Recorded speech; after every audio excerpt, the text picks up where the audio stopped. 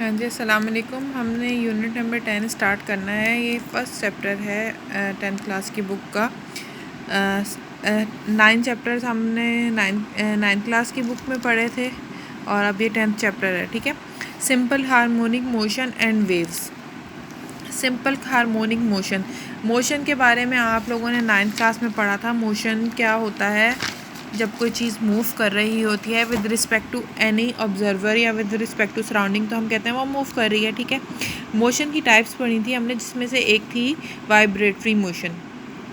ठीक है। Vibratory motion क्या थी? To and fro motion of a body.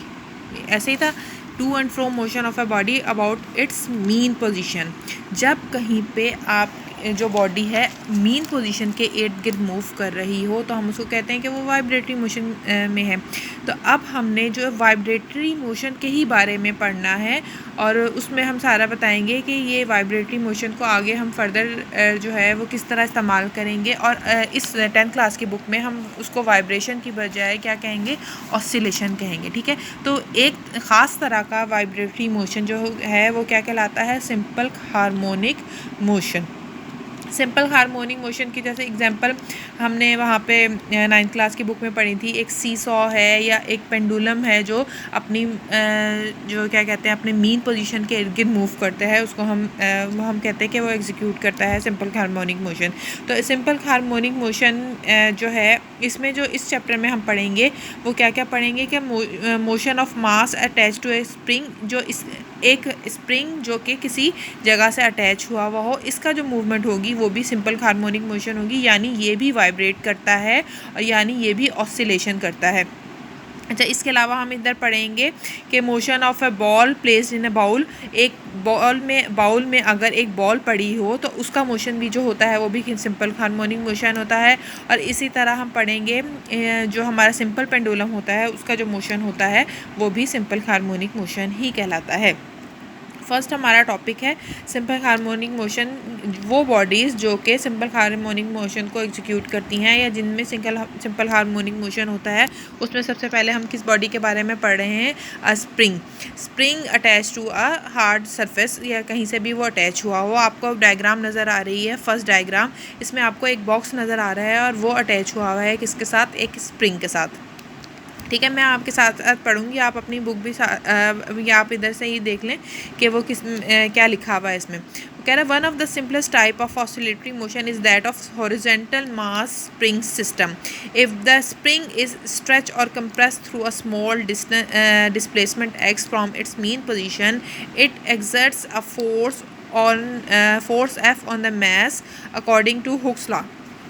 अच्छा जी, अब होता क्या है जब भी हम किसी स्प्रिंग को खींचते हैं, कंप्रेस करते हैं, मतलब एग्जर्ट करते हैं, आगे की तरफ खींचेंगे या कंप्रेस करेंगे। कंप्रेस करने का मतलब दबाना, उसको स्ट्रेच करेंगे या कंप्रेस करेंगे, खींचेंगे या उसको पीछे की तरफ प्रेस करेंगे, तो उसको ज़ाहिर बात है हमने एक फोर्स अप्लाई की उस पर।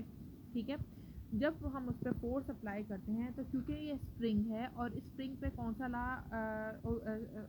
जो होता है वो क्या कहना चाहिए अप्लाई होता है?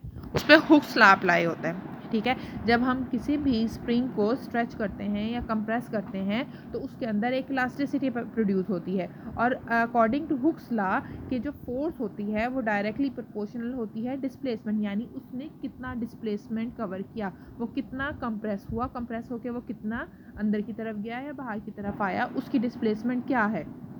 तो हमें हुक्स ने बताया था कि force is directly proportional to displacement. ठीक है।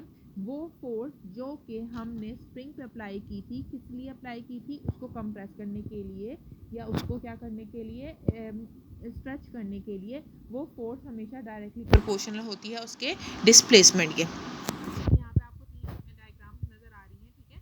आप यहाँ पे देखो कि यहाँ पे जो फोर्स जीरो है। ठीक है। जब हमने उसको आगे की तरफ इसको क्या किया?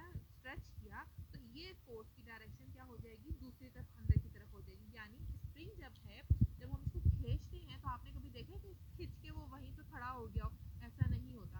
स्प्रिंग जो है हमेशा अपनी बैक पोजीशन पे दोबारा जाता है और वो उस वक्त ऑसिलेटरी मोशन कर रहा होता है, यानी वो उस वक्त क्या कर रहा होता है? वाइब्रेशन कर रहा होता है। वो पीछे जा अपनी मीन पोजीशन पे जाएगा, फिर वो थोड़ा सा ज़्यादा कंप्रेस हो जाएगा,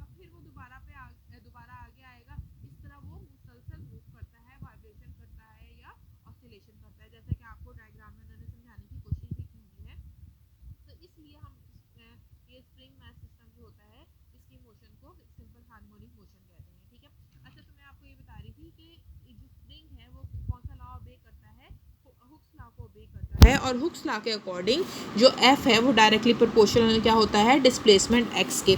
यहाँ पे जब हम प्रोपोर्शनलिटी का साइन हटाते हैं तो यहाँ पे हम क्या लगाते हैं, के, जो कि स्प्रिंग का कांस्टेंट होता है। और ये के किस पे डिपेंड करता है, ये हम यहाँ से पढ़ते हैं कि के जो है वो स्प्रिंग कांस्टेंट होता है और ये स्टिफनेस ऑफ द स्प्रिंग पे डिपेंड करता है, यानी एक स्प्रिंग कितना हार्ड है या कितना सॉफ्ट स्प्रिंग है। अच्छा जी, वो कह रहा है where X is the displacement of the mass from its mean position O and K is the constant called the spring constant defined as K is equal to minus F over X, ठीक है। K किसके equal है, minus F over X के equal है, और ये क्या है, स्प्रिंग का कांस्टेंट है, और ये किस चीज़ पे डिपेंड कर रहा है, एफ पे, फोर्स पे और डिस्प्लेसमेंट पे। यानी अगर आपका जो के की वैल्यू किस पे डिपेंड कर रही है, मैंने अभी आपको बताई थी कि उसकी जो वैल्यू है उसकी स्टिफनेस पे डिपेंड करती है कि आपका जो स्प्रिंग जो है वो कितना हार्ड है। स्टिफनेस का मतलब हार्ड हम कह सकते हैं, और यह कितना सॉफ्ट है। वैल्यू ऑफ के is mayor of the stiffness of the spring. Stiff spring has large value of के, यानी अगर आपका जो स्प्रिंग है वो हार्ड है, उसको मूव करवाने में हमें मुश्किल होती है या उसको खींचने में, तो उसकी के की वैल्यू ज़्यादा होगी। And soft spring have small value of के, ठीक है। और जो सॉफ्ट स्प्रिंग होता है उसकी के की वैल्यू क्या होती है, हमेशा कम होती है। अच्छा, हमें ये भी पता है कि फोर्स किसके इक्वल होती है, हमने 9th में पढ़ा था कि फोर्स इज इक्वल टू होती है मास और एक्सेलरेशन के, F is equal to M A.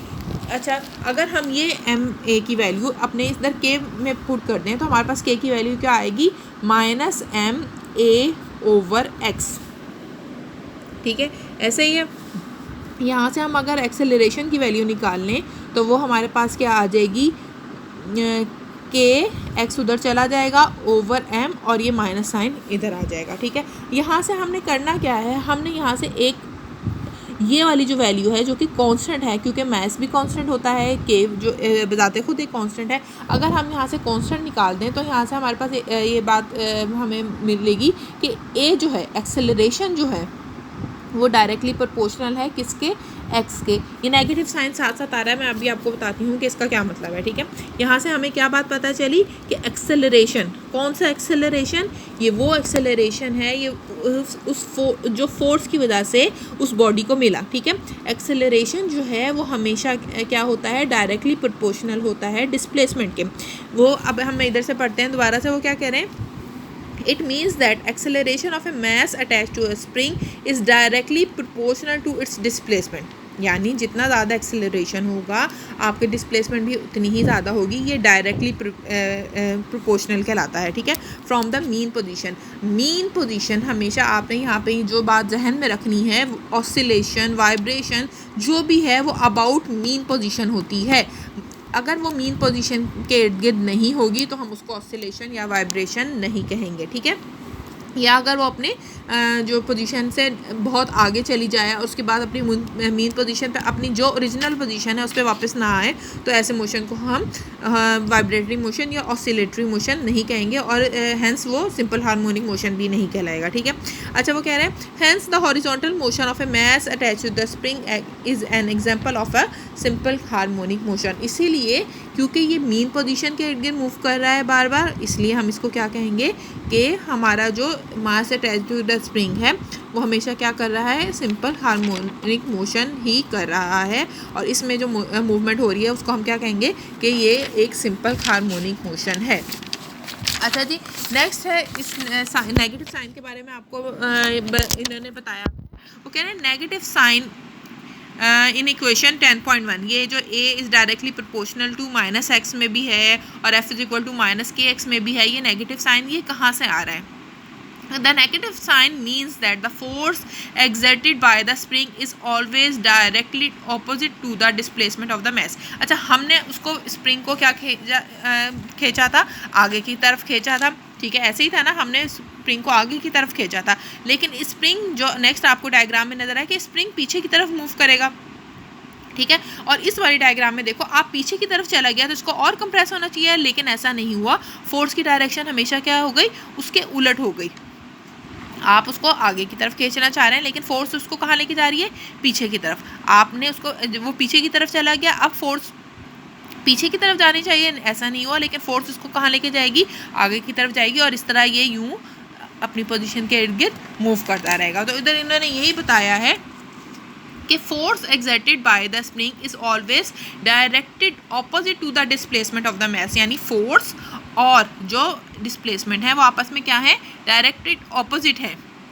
Because the spring force always acts towards the mean position, क्योंकि फोर्स जो है वो हमेशा उसको किस तरफ लेके जाती है, मीन पोजिशन की तरफ लेके जाती है। फोर्स क्या चाहती है कि जो आपका ऑब्जेक्ट है वो कहाँ रहे, हमेशा मीन पोजीशन की तरफ रहे, इसलिए वो उसको ना आगे जाने दे रही है ना पीछे जाने दे रही है, वो चाहती है कि वो बीच में रहे। इसलिए वो जब हम उसको आगे करते हैं तो वो पीछे की तरफ जाती है, और जब वो पीछे खुद हो जाता है तो वो उसको कहाँ लेके जाती है, आगे की तरफ जाती है। अच्छा, it is sometimes called a restoring force, और इस फोर्स को हम क्या कहते हैं, रिस्टोरिंग फोर्स कहते हैं, जो कि प्रोड्यूस कब होती है, जब मूवमेंट शुरू हो जाए उसके बाद, ठीक है। अ रिस्टोरिंग फोर्स ऑलवेज पुशेस और pulls the object performing oscillatory motion towards the mean position. तो यानी ये जो हमारा नेगेटिव साइन है ये रिस्टोरिंग फोर्स की वजह से है, क्योंकि ये इसकी डायरेक्शन जो है वो हमेशा एक्स के ऑपोजिट है, इसलिए हम इसको क्या कह रहे हैं कि ये रिस्टोरिंग फोर्स है। और रिस्टोरिंग फोर्स क्या करती है, हमेशा पुश करती है या पुल करती है एक ऑब्जेक्ट को जो कि ऑसिलेटरी मोशन में मूव कर रहा होगा टुवर्ड्स द मीन पोजीशन।